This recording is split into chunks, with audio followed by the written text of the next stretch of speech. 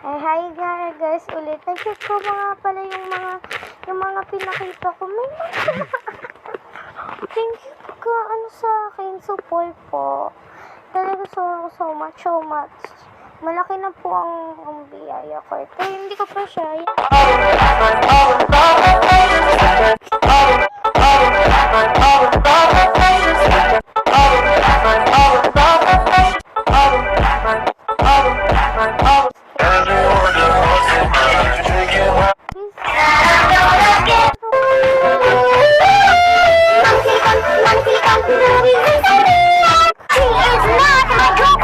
I was born in a messed up century. My favorite sweets are raspberry and peppermint. Wala, totoo. Wait.